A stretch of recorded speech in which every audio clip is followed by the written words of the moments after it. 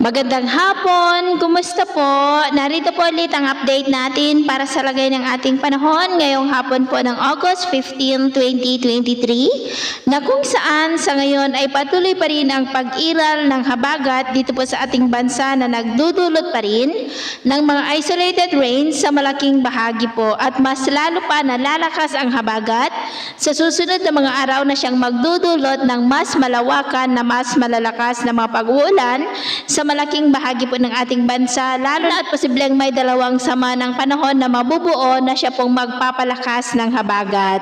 Samantala si Bagyong Lan naman ay nasa kalupaan na nga po ng Japan at nagkaroon po yan ng rapid weakening dahil po sa land interaction, pero nagdudulot pa rin yan ng masungit na panahon sa malaking bahagi po ng mainland Japan. At sa atin naman pong long range forecast ay wala naman pong bagyo na nakikita na tatawid dito sa ating bansa hanggang sa susunod na 2 linggo, pero posible ang pamumuo ng mga sama ng panahon at ang development po ng mga ito ang ating babantayan. At sa lagay ng ating panahon ngayong hapon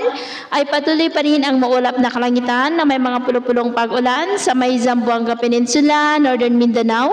Caraga, Davao Region, Sorsogon, Samar Provinces, Leyte, Bohol, Cebu, Negros, Panay Island, Mimaropa, Bicol Region, ilang bahagi ng Batangas, ilang bahagi ng Central Luzon, Ilocos Sur, La Union,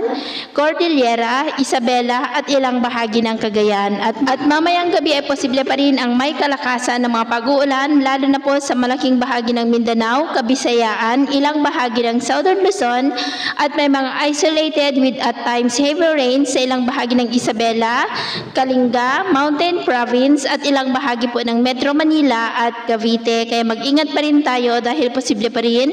ang mga banta ng mga pagbaha at pagguho ng lupa lalo na po sa mga lugar na ilang araw na rin po na inuulan, dulot pa rin po yan ng habagat. At sa atin naman pong mga baybayin, wala naman po tayong nakataas na namang gale warning signals, pero iba yung pag-iingat lamang po kung papalaot tayo para mas makaiwas sa mga sakunang pangkaragatan. So yun po ng latest update natin sa araw na ito.